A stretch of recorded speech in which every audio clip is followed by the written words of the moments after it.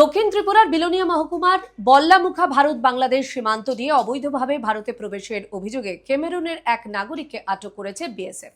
পরে তাকে বিলোনিয়া থানার হাতে তুলে দেওয়া হয়। আদালতে তোলা হলে ধৃতকে 3 দিনের পুলিশি রিমান্ডে পাঠানো হয়েছে। কি উদ্দেশ্যে তিনি ভারতে প্রবেশ করেছিলেন এবং এর সঙ্গে অন্য কোনো চক্র জড়িত রয়েছে কিনা তা খতিয়ে দেখছে পুলিশ ও বিএসএফ।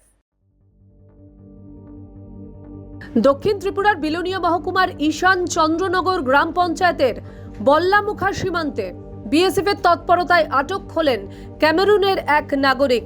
ধৃতের নাম পিটার্স মোল্লা, বয়স 41 বছর।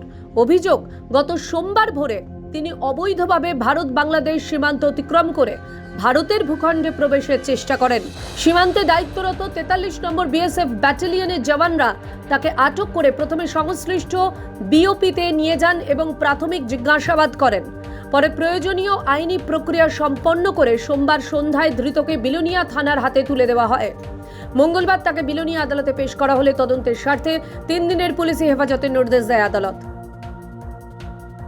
43 ব্যাটালিয়ন বিএসএফ ঈশানচন্দ্রনগরের এক আধিকারিক পিটার্স মোল্লাস নামে একজন লোককে আমাদের কাছে হ্যান্ডওভার করে, যা উনি ক্যামেরুনের বাসিন্দা। উনি অবৈধভাবে ইন্ডো বাংলা বর্ডার ক্রস করে ভারতে প্রবেশ করেছিল এবং আমাদের কাছে হ্যান্ডওভার করার পর আমরা আইনি প্রক্রিয়া শুরু করি। ওনার এগেনস্টে একটা মামলা দায়ের করি, যার নাম্বার 44/2026।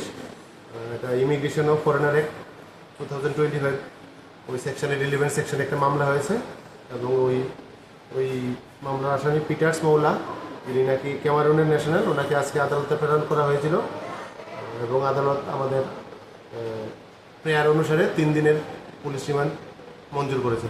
বর্তমানে আসামি পুলিশ রিমান্ডে আছে।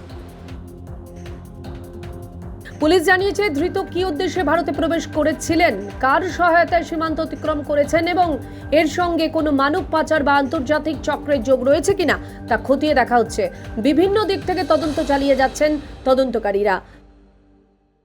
ত্রিপুরা থেকে দেবাশিস বসুর রিপোর্ট, সিএন ত্রিপুরা।